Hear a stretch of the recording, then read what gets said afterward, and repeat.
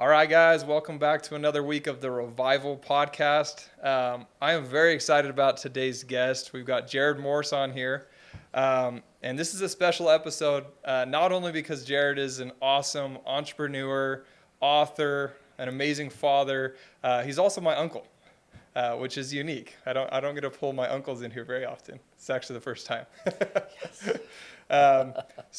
With that being said, do you want to give us a little bit of a just super overview kind of self bio before we kind of Yeah. dive into things? Yeah, I'd love to. So Jared Morse from Linden, Utah, went to Pleasant Grove High School.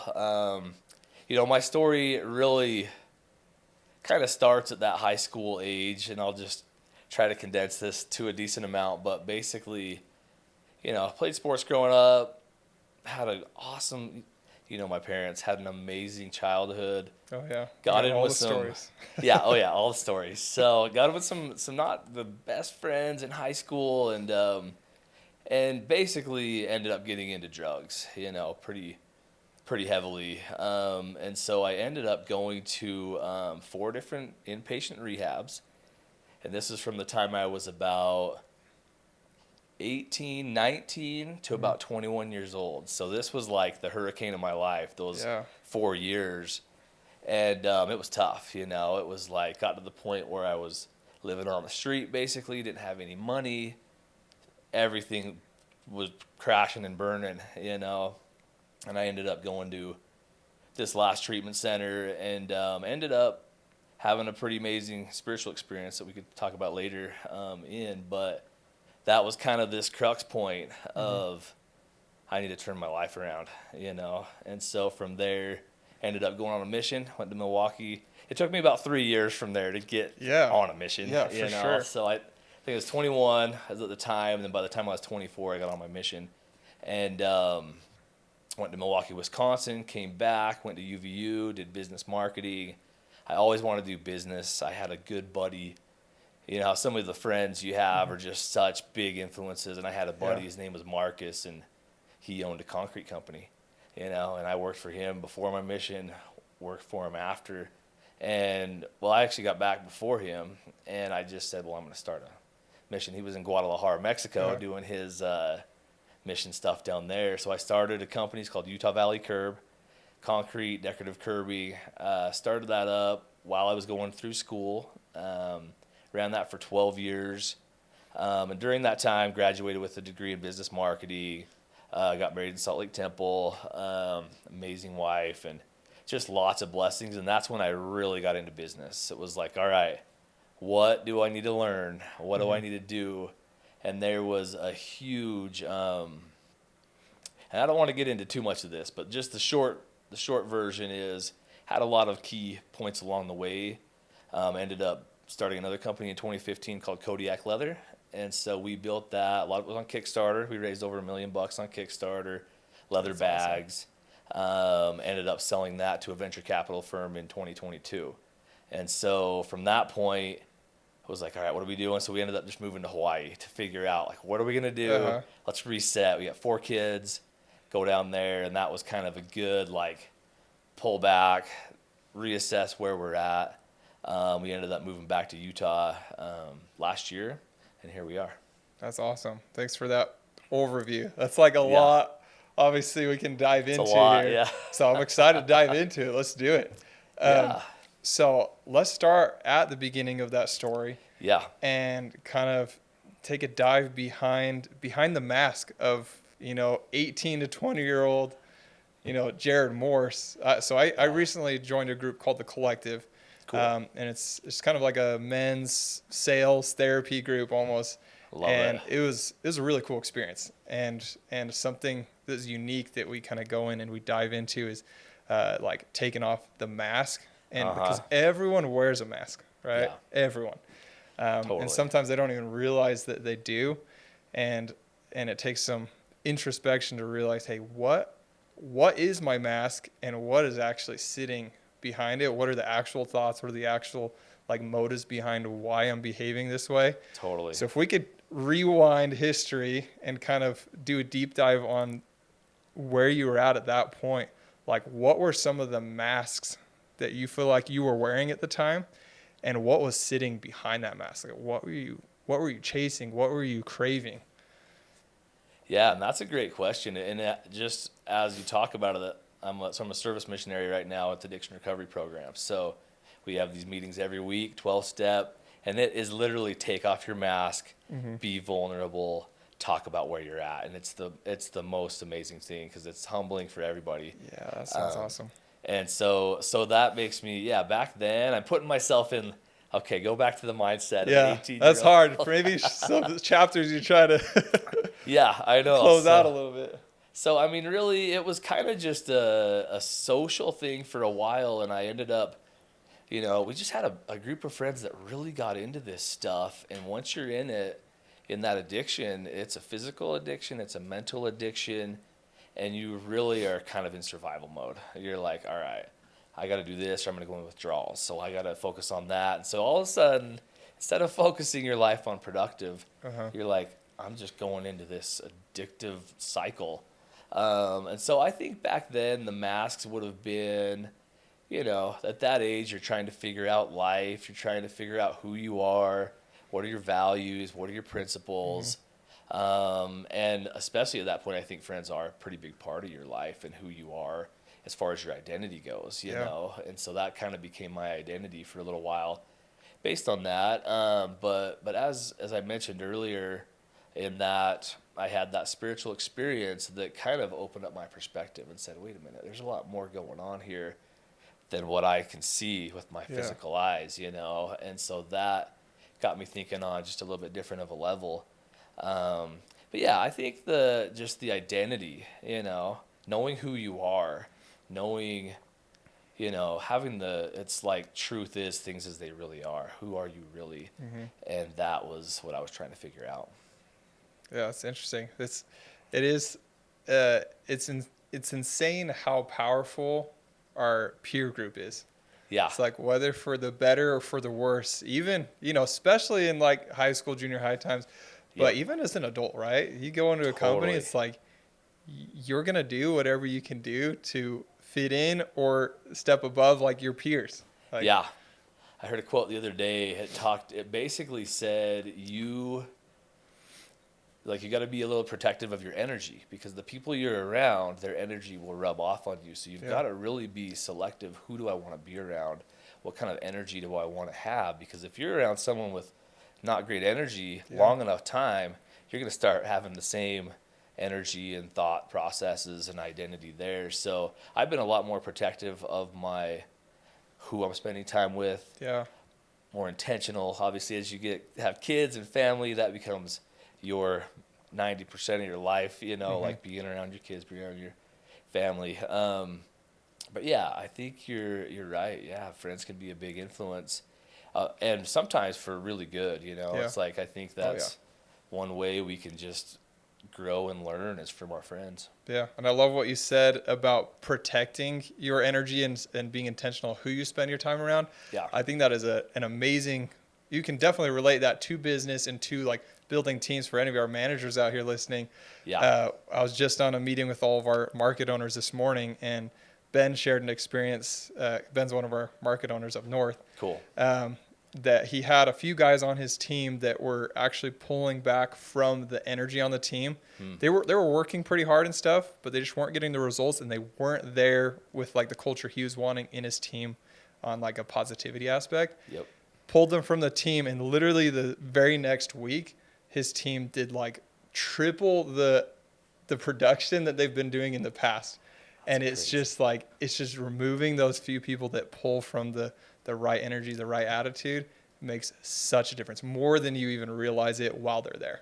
Yeah. It does. And it's taught me to be, recognize that negative energy and get rid of it as soon as you can. We have a leather business and we have employees and, over the years, even with concrete business, you realize, you got to be thoughtful of what energy is there and what dynamic that's creating because, it's inevitable. Eventually you get, and I'm not pointing anyone out specific, but you get to even if it's just two people that start going off on negative, complaining, and all of a sudden it becomes the drama point of the whole thing, and Totally. it takes away from the focus. Where it's like if you're one heart, one mind, one goal, one vision, you can move forward uninhibited. Oh yeah, You know. that's so true. Yeah. So kind of bringing it back into your transition out of that realm, something that we really take a lot of pride in here at Revival. So let me give you a little bit of history Yeah. on Revival.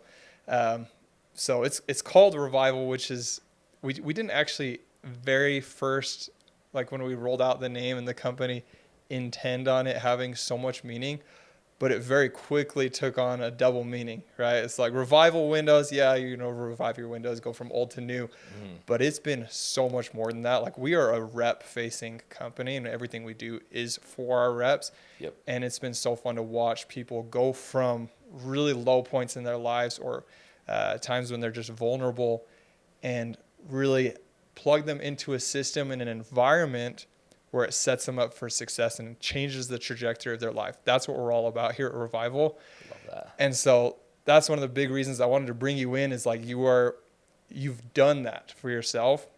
You've watched that happen. You've watched like Christ come into your life and help change the trajectory of your life. So if you don't mind, I know you talked about you had some spiritual experiences that really were like pivotal moments for you. I don't know if those are too personal to share, or if you could share some of that with us, but I think that kind of stuff is extremely powerful. Yeah, and I just love that. And I feel, and I'm working with like a younger group right now with addiction recovery, and there's just like this spirit of like openness, and like we just want to grow. We just want to learn. We just want to grow. And I just love it. And I've felt that more and more. But yeah, spiritually, I mean, as far as some of these pivotal experiences for me, and I'm trying to think what I should share and what I shouldn't share. Sure. But I will say, at that age, it was kind of like, all right, you hear about rock bottom, and you hear about the process of the pain of the change is less than the pain of the addiction, right? So it gets to a point where you're like, I'll do anything besides go through this again. So I think I was kind of at that point at this, it was in Park City, and I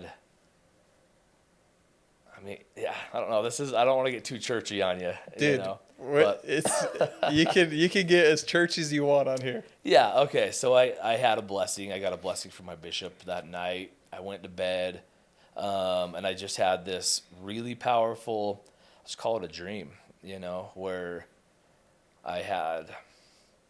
this might sound weird, but I could feel the presence of a couple of angels, and I knew that they were there, and I had a little glimpse of basically what my life could look like if I would turn things around. Wow. And so and this is me and you, so I'll just tell you the story, you know? So I had a view of me pulling into a house, and I could see through the window, the front steps went to the left, there was a door, there was a window right to the left of the door, and I could see my wife and kids in there. And this is before I was anywhere close to a healthy relationship, And so I had this angelic experience and this kind of vision of like, hey, this is all waiting for you in the future. You have joy, you have peace, you have love, all waiting for you if you will just turn things around, So that for me was really powerful. Yeah. And then I had a couple other things happen during that experience that just kind of lifted me up to solid ground. And this was my rock bottom. So for me to have that, and the next day I was just like, wow, I just felt these burdens lifted, felt a new energy and renewal. And, after that, I'm like, okay, well, I know where the Savior wants me to go. He's got all these blessings for me. I need to put the work in now to get to that point. And so I pulled out my patriarchal blessing, read that. It said, you're going on a mission. So I went on a mission, went to Wisconsin, and then came back, married Maddie, and basically through that experience, it was like, hey, if you turn your life over to me, you can do anything you want. You can do what you want to do. You can be what you want to be. You'll have all this freedom. And in addiction, it's the opposite. You're chained down. You have no freedom. So you think to turn your will over to him, people think, oh, I don't want to give him my will. So I'm not going to have as much freedom. But it's a paradox. Whereas the more you can turn your will over to him, the more freedom you have. And since then, we've been able to travel the world. We've been able to build and sell multiple businesses. We've been able to do everything we wanted to do and have the wonderful blessing of kids and a family. And that was just such a good example to me of how God reaches down to us in our darkest times. And he says, look, let me give you some light and a little bit of direction here. And that to me was pivotal. It was major pivotal because I have a lot of friends that have passed away, overdosed or suicide or any of that stuff. So that for me it's like they talk about a spiritual rebirth a little bit. It's like you're kind of reborn, and I'm like, oh, well, angels are real. God is real.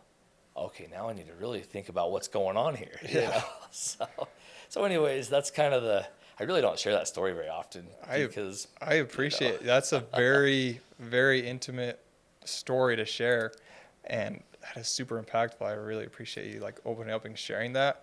Like that, that really hit me hard. And man, it's funny you're bringing up all these things about freedoms, and I have a lot of thoughts kind of going through my head as you share that story. But I just got called into the young men. It's like cool. My dream calling. That's awesome. First time ever. Perfect for you. So yesterday was my first time with them, and we were talking about, the commandments, and it's like, hey, these are little deacons, right? Yeah. So they're young. They don't know a ton yet. And we're like, what are you guys' thoughts about like the commandments? Do you guys feel like it restricts or actually gives more freedom? And some, it restricts. Some, no, it gives more freedom. But they don't really grasp why that is.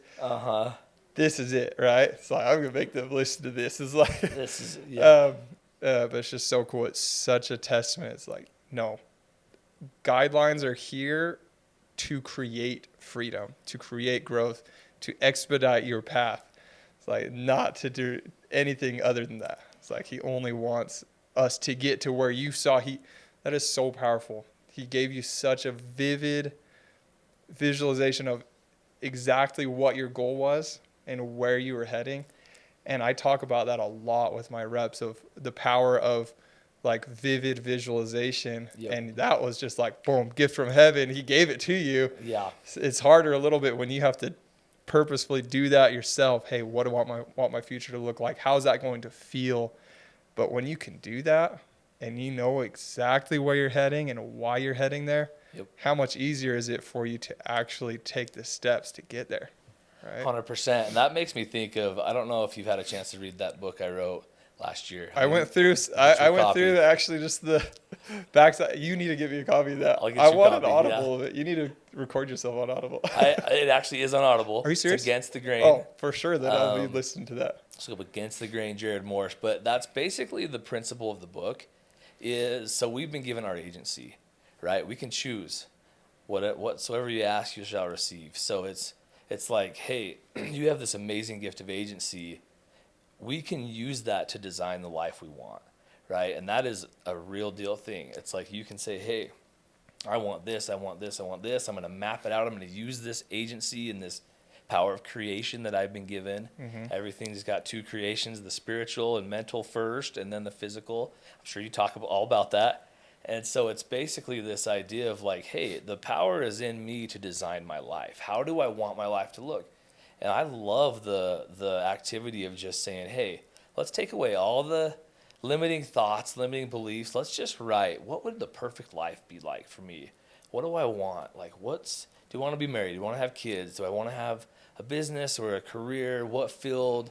What are my big goals? And don't put any limits on it. Say it can be anything you want it to be. Get that on paper. And then as you do that, and review it, you will eventually be like, no, this is who I am. That's what I'm doing. And it will become a reality as you do so. So I've found that in my life 100%, even if it's just an inkling, it's like that mustard seed. I think this can happen. I'm using my agency. I'm putting in the work. I think heaven kind of lines up once they say, oh, he's committed to this. Let's give him some breadcrumbs. And all of a sudden you'll find people, you'll find books, you'll find resources to get you to that goal. Oh yeah. Law of attraction is a real thing, and God and his desire to help you do what you want to do is a real thing. It's like But until you put it out there and you're on those wavelengths, right? It's like, Yeah. this is happening. This is what I'm going for. Those things don't happen. But as soon as it's there, it is. I mean, that is the whole story of revival. It's like, Yeah, yeah. it started this company and like, hey, we need this. Boom, here's a guy. We're like, wow, that was awesome. You know, all the right pieces, falling into the right places. It's all about the right people. It's crazy how it happens. That's awesome to hear because, it makes sense that it's like, hey, I want to do this revival. I want to build this up. And, you know, if it's a good thing, it's a positive thing, it's a good goal, it's going to take some work and effort. You know, we joy in that which we desire. God blesses us according to our desires because we have joy. Man, they might have joy, you know. So, but I love that. I want to hear the whole story sometime about how you started it, what exactly it took to get it going. Yeah, love to sit down and share that with you. To kind of go back one more time I'm trying to go through this a little bit chronological, and I like jumping all over the place as well, so don't ever feel back. feel like you need to hold back on a story if you feel like it's out of order or anything. But I know we for sure have reps that have friends that have been where you've been. And what would you say to those guys that are still in it, right? You've kind of made your way out of it, and it's sometimes for those people that are probably in that headspace right now, they think, great, cool that he could do it, but I don't know that I can actually get there. Yeah, what advice or thoughts would you give to those guys that are just trying to get past that portion of their lives and get on that right path? Yeah, and honestly, just thinking about it, it's from my standpoint now, 20 years later, it's like, oh my gosh, it's such an opportunity for these guys because first it comes down to agency. What do you want? Do you want to stay in your addiction? Do you want to be lifted up to something higher? And I think the big thing that I would say to them is there is hope. There's 100% hope. Like heaven is there, people are there, all sorts of different resources to help you. But also a big thing that helped me in my recovery was, I mean, you do get in this negative mental cycle because it's try-fail. So you can get pretty depressed through the whole thing because you're just seeing the same results. But one thing that did really help me was there's a quote. It's in Alcoholics Anonymous book, which is where the 12 steps started from. Right. And it says, half measures availed us nothing. We stood at the turning point. We had to basically surrender completely, you know. And so that's a will thing. Like what I found with working with people is it's not so much can the Savior help you, it's do you want him to help you. And so if you can fully commit and just say, all right, like that rock bottom moment, I'm ready to do whatever it takes. Here's my heart.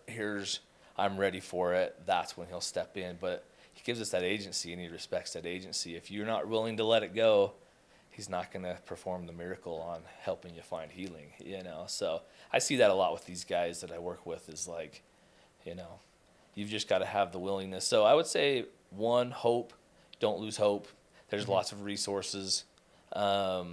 And a lot of it is also it's up to you. It's not up to, no one's going to heal you. No one's going to do it for you. You got to put in the work. You got to make the decision. And as you do, little miracles will come the whole way, you know. That's wonderful. Thank you. So you went through that phase, pulled out of it, obviously took a lot of work. I mean, we talk about this as it's like, I had this vision and it's like awesome, right? But it's like, I'm sure there are tons of steps getting there and multiple failures after that point. Right? Yep, lots of them. Yeah. And then going on the mission, let's jump forward post-mission. He said he went, got your degree, and we're jumping into business. Yep. What was it like starting your first business? First of all, did you feel adequate and ready to start your own business when you jumped into it?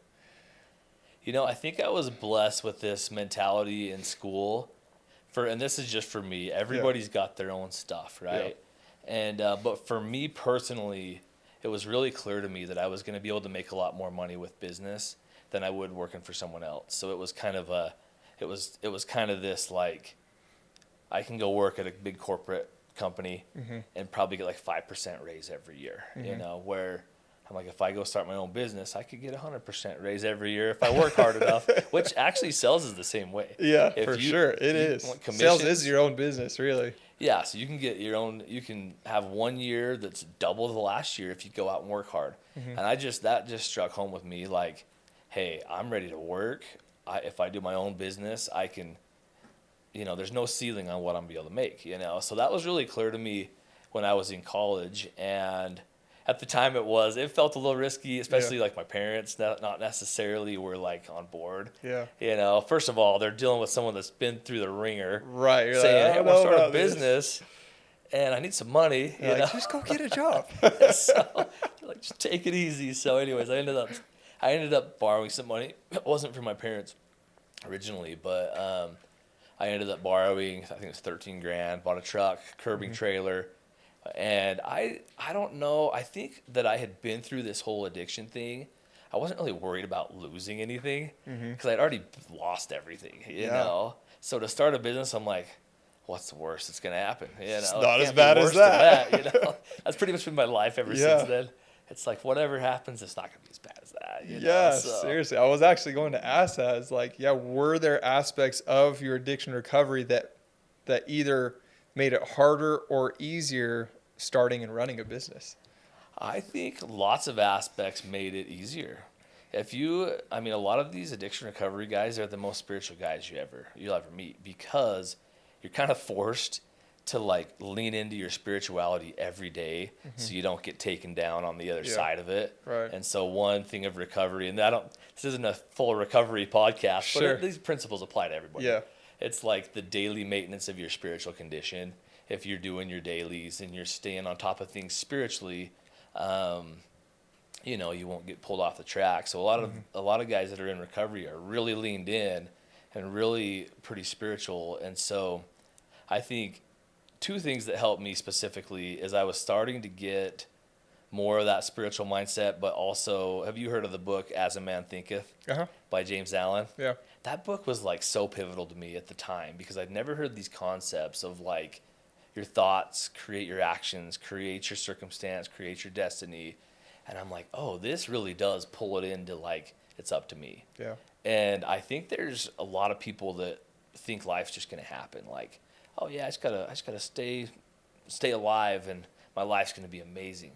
And it's like, no, you've got to be proactive. This is literally up to us to create those thoughts, to create those goals, to put the actions in to create our environment. And so once it becomes like you have full ownership and you're not working on outside conditions, I think you can really excel and progress that way. And that helped me with business and with recovery. Yeah, love that.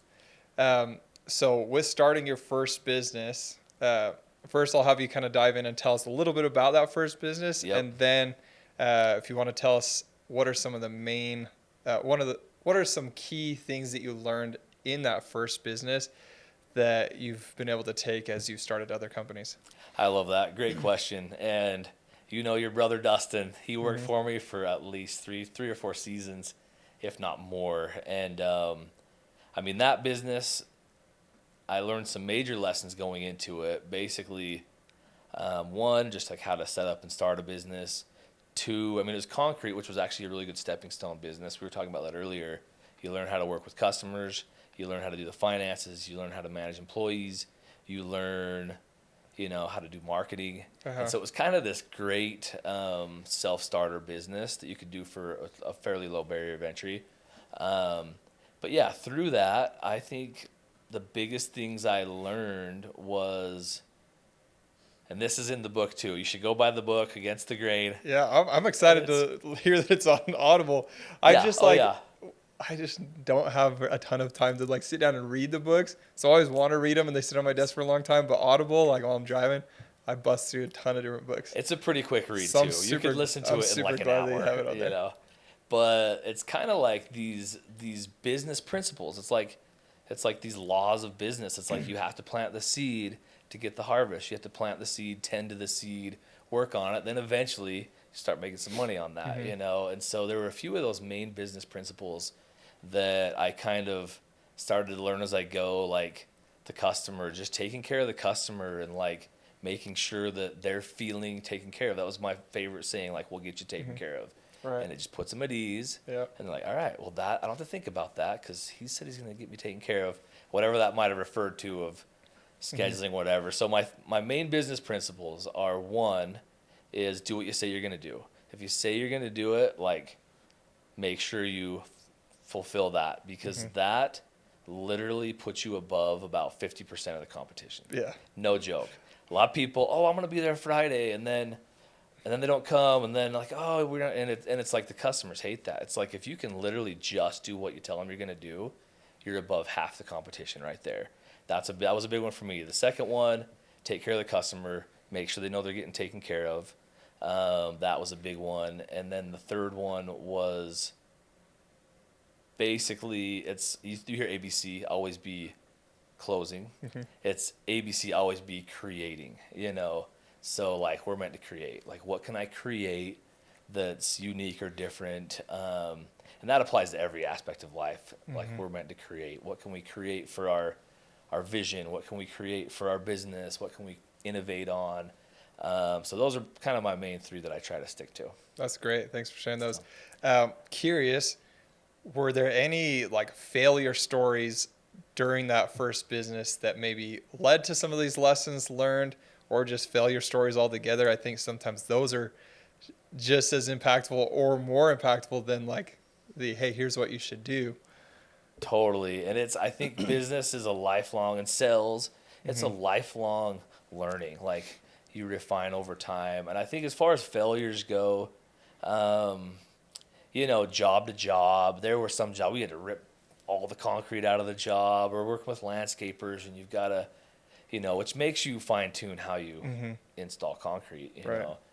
So there were kind of those like job related failures, but along the way, I think I started like 3 other businesses that didn't do anything, So you're kind of, until you've tried it and failed at it, it's like, okay, well, now I know that's not a good idea. Yeah. So almost any entrepreneur is going to say, yeah, I had like 5 businesses that didn't work, and then I had one that worked.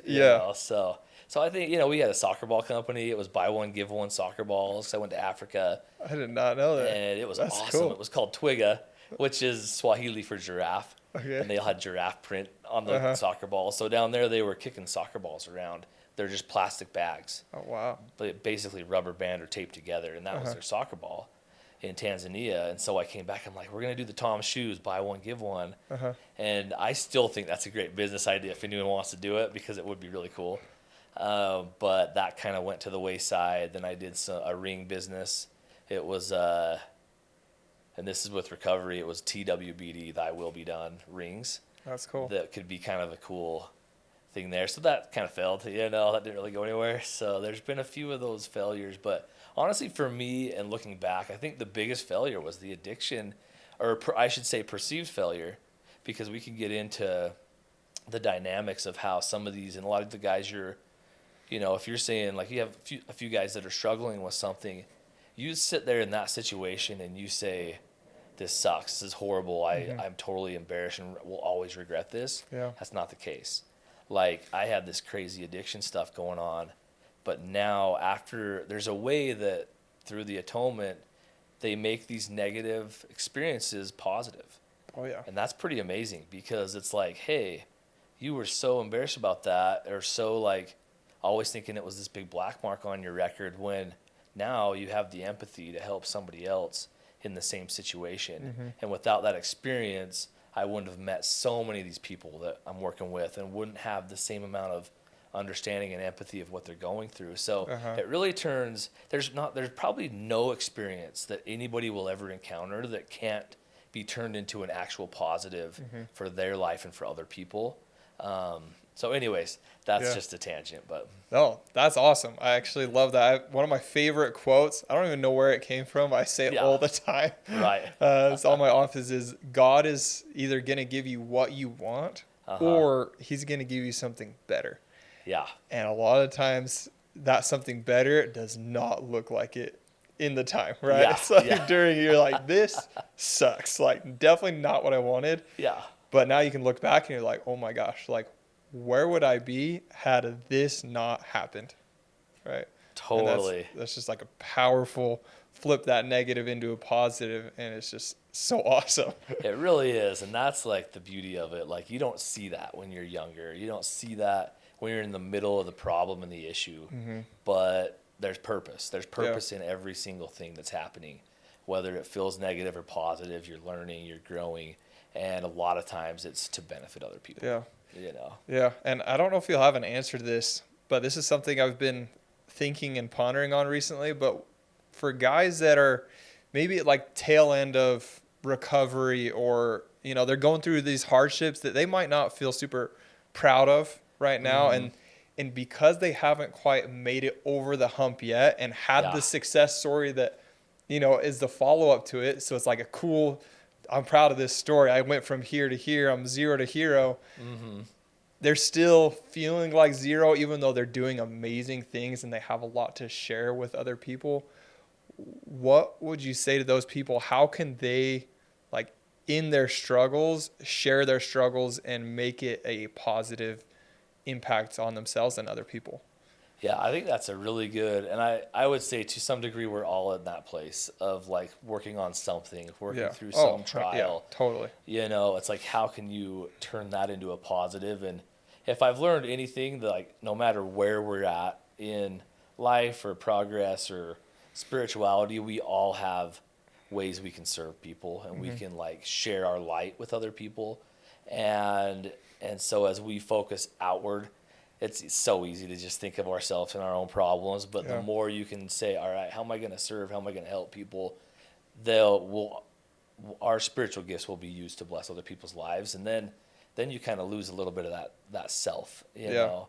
And there's a quote with addiction recovery. It's like, addiction is basically self will run riot. You know, you're so self will, it's about me, that it's just got off the scale. You know, so I think shifting that focus to like, how can I serve? How can I bless? Also staying in the moment. It's like the one day at a time. It's like, hey, don't, you know, consider the lilies of the field. Like, don't worry about tomorrow. Focus on today. Do your best. And I think that's the best way to find joy daily, no matter where you're at with whatever the trial is. And I hate to say it, but there's always going to be trials. Oh, yeah. It's just different types of trials, you know? Yeah, some might be harder than others, but Yeah. you're always going through it. Yeah. Yeah, thanks for sharing that. Another thought I had on that is just the fact that a lot of times when you're struggling and you're going through the thick of it, it's really easy to think that you're very isolated and you're going through something that no one else is going through. Totally. Right? And it's not until you fully open up, take off that mask, and start sharing your story and trying to help other people that you realize, wait a second. It's like 99% of the people around me are also Same going stuff. through the same crap. It's like Yeah. life is hard and you get thrown all these curveballs and you don't have to face it alone.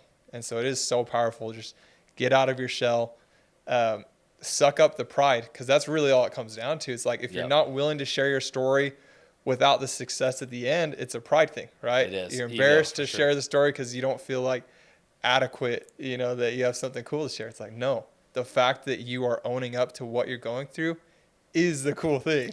It is. And I've seen that with, like, so your groups, did you call them Revival, or it's your... So Revival is the full company. The group that I was a part of is just outside of Revival. It's called The Collective. Okay, the Collective. So yeah. that sounds a lot like our addiction recovery meetings. And this is the power of these meetings. And if you are struggling with addiction, I would suggest going to one, because it literally, you think, you know, the whole time you're like, oh, I'm such a bad person. I'm the only one dealing with this, just like you said. Then you go out and you hear everyone basically saying different versions of your same story. Yeah. And it's humbling, but it's also liberating to be like, okay, I'm not alone in this.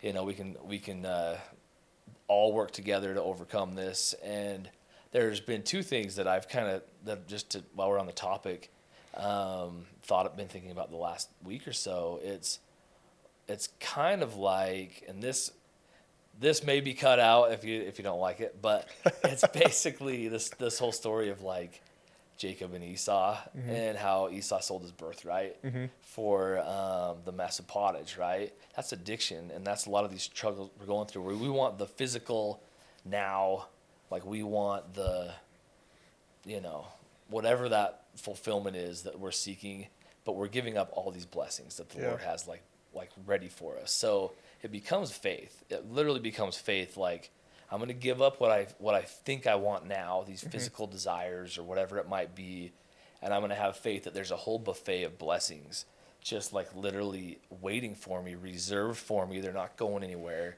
I just need to take the steps of faith before I'm going to get them. I've got to go into the darkness, take a few steps into the darkness, and so that's what I see with a lot of guys. It's this internal struggle. I want this. And it's like, well, if you can just like set aside what you want, trust and have faith that there's just, like you said, he gives you something most likely a lot better than what you even think you want, is all waiting for you. So that's kind of what I've seen, and what I have learned also is that a lot of these guys, you're into this addiction, you're struggling with this, you're kind of forced to lean in spiritually, which develops this relationship with the Savior and with Heavenly Father that you might not have otherwise, Yeah, totally. That's so cool.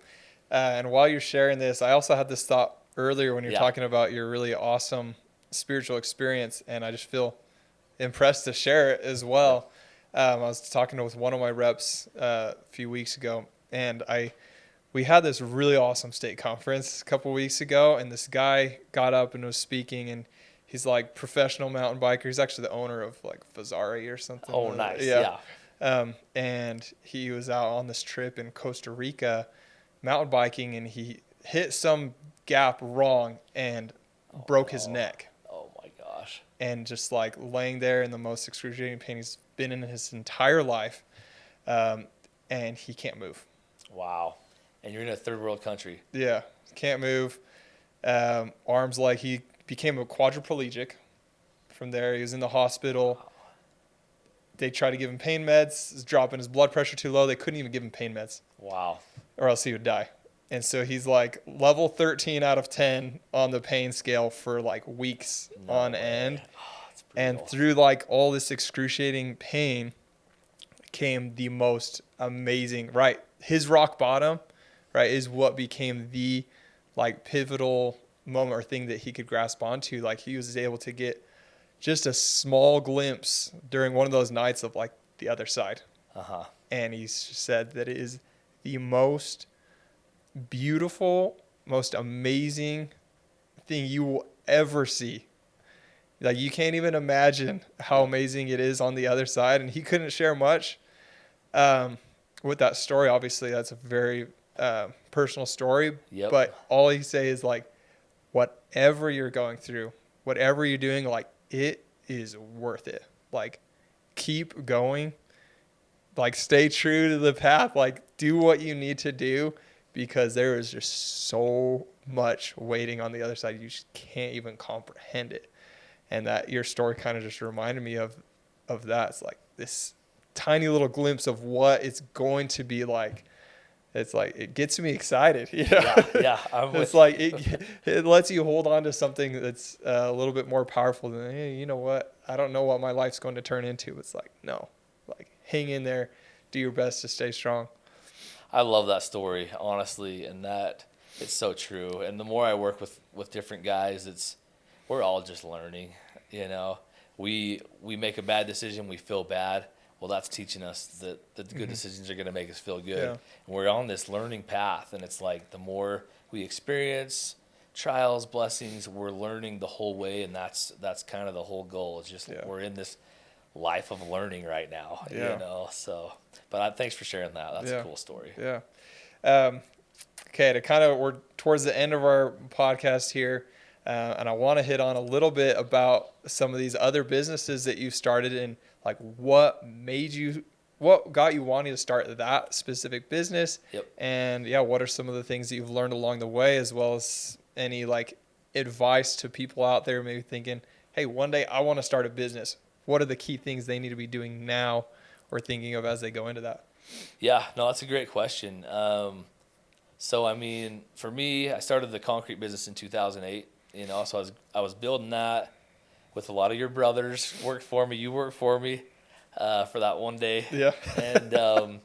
And then I had my brother Jordan working with me, and I have so much respect for guys that can do manual labor. I did that for 12 years, and I love being outside, creating, working with customers, but it was backbreaking. And so I'm like, I gotta think. That was of what a I learned by one business. day. Literally backbreaking. It's exhausting. It's like what you can do. I'm like, I don't want to be doing this when I'm 50. So I was like, I got to come up with something that I can kind of make some money on. Maybe it's a Warren Buffett quote: "Make something you can make money on overnight." You know. And so I was roommates with a buddy in Pleasant Grove, and he had served his mission in Guatemala. And he came back, and he's like, "Oh, they got these leather scripture covers down there. They're so cool. Like, we got to bring this to the States, And I'm like, hey, I'm in on it. Let's do it. It's product business. And so we started selling these like scripture covers out of like BYU bookstore, UVU, had our website. And so we were kind of going the religious route on that. And then he worked for Goldman Sachs, got a job there. It was 60 hours a week. So I was kind of running this thing myself. And so I ended up, I'm like, hey, this isn't really working. We're not really taking off with this. So we sold that business. But then literally like the next month, I'm like talking to my wife, and I'm like, the problem with that business is it was such a niche business, like too small of a customer base. So let's get something that's bigger. So we thought leather bags, like everybody can use a leather bag, right? And so we're like, okay. And then we were customizing every single one. We're putting custom mission logos, custom dates, pictures. Super, not very scalable, right? It was super cool, but it was not scalable. Yeah. It took like hours to do this, and we were hand making them. So I'm like, well, let's have someone else make our stuff. So we found suppliers in India, Mexico, and those were literally, I went on Alibaba, found the first supplier is who I'm still using 11 years later. That's for the crazy. Company. Yeah. So we're like, okay, let's outsource production. And then we had, those were the two main things: was outsource production, not have one-off products. And then that third was just the niche. Like, let's get into a bigger market. So Maddie and I just started Kodiak Leather. I love Alaska. So I'm like, let's do Kodiak Leather. That just sounds awesome. Started that 2015. We did leather bags, we did backpacks, duffel bags, toiletries, wallets, journals, and we're like, okay, this is something we can build out online. We can reach a much bigger customer base by just the vast amount of people we can reach on here. And then we got on Kickstarter. We did like 7 Kickstarters, raised over $1 million on there, and that kind of gave us the funding to like really launch. So then we came out with canvas bags, a lot of other leather products, and so that was really the main transition from concrete to leather. And then you get into this, and with outsourcing production, my job becomes design, becomes marketing, which is I went to school at UVU for marketing. And so it becomes a lot more scalable, so that's kind of where we're at. And then we built that up until 2022. So 7 years later, we had an offer from a private equity company out of New York that's like, hey, we want your business. And I thought it was total, like, not real. So I like didn't even talk to him for the first like 3 emails. And then I'm like, wait a minute, these guys are legit, like totally want to buy the business. So they gave us a really good offer. I won't say the amount, but it was in the millions, And so we took the offer, sold Kodiak Leather in 2022. And then, so we moved to Hawaii to kind of rethink. We started Roam Free, which is because we didn't have Kodiak. We started a similar, but it's a Hawaii brand, North Shore. Our office was in Haleiwa, which is like surf capital of the world. Nice. It started this other bag brand, and then we moved back to Utah, and the owners of Kodiak Leather decided they want to sell it. So we just happened to be in the right place at the right time and bought Kodiak Leather back. Nice. And so we have 2 brands. We have Roam Free and Kodiak Leather, and we're just going to build them side by side. So that's super cool. So are they going to become like sister companies, kind of play off of each other a little bit, or? Yeah, it's basically, if you've heard of Quicksilver and Roxy, like Kodiak is this rugged guy brand. Roam Free is more this beach Hawaii, and we've really got a niche with the women right now with like sling bags and some different products that way. So it kind of is a fun. Yeah, you need the different personas of the companies to cater to these different markets. That's cool. Just to dig in. So it's fun for me to like lean into the guy stuff because I love that, and lean into the women stuff because you can like, there's just so much, a lot of leather goods companies are literally just built on women's bags, Yeah. because there's Yeah. just lots of purchases in the women's bag category.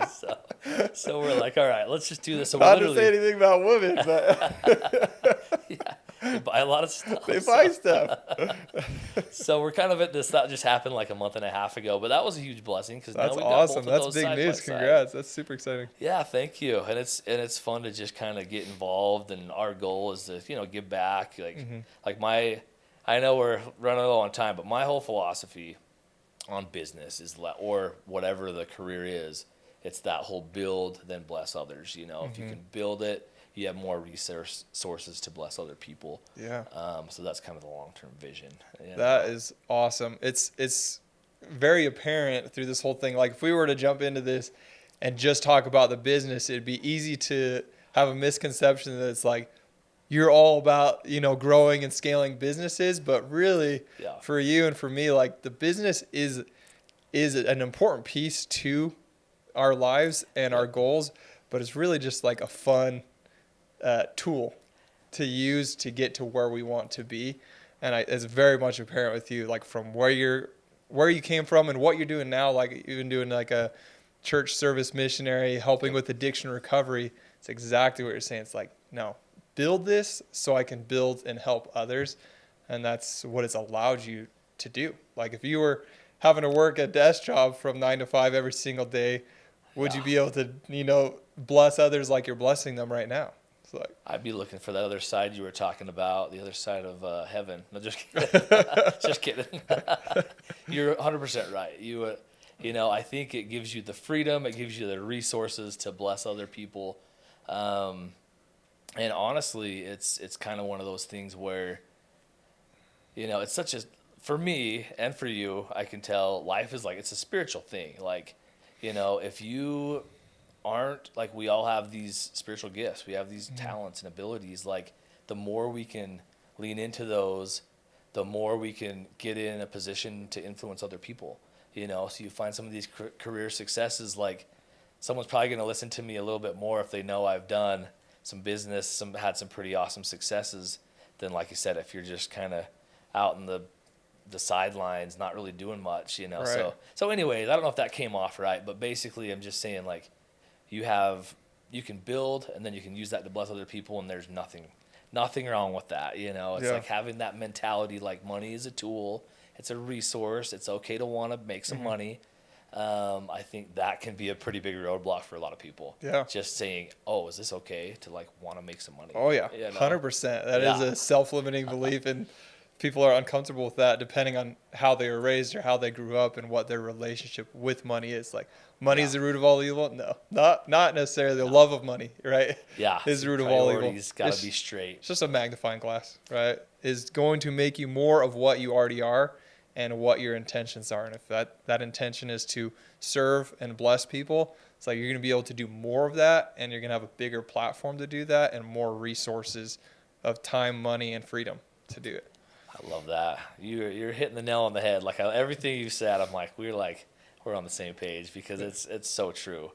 It's just, digging into that, and yeah, there's all sorts of aspects of business that you can dig into, but I think overarching, it's like, hey, do your best, use your talents, build what you can build, create your vision, design your life, and then just like consistently work towards that, so. Yeah, love it. Well, I think we're about out of time right now. That was so fun to sit down and really pick your brain and talk through these things, because we don't really get to do that. We get to talk to each other in big family settings, but it's like, our bandwidth is spread thin out there. So that was fun. Thanks for coming in. Yeah, thanks for having me. I appreciate it, brothers.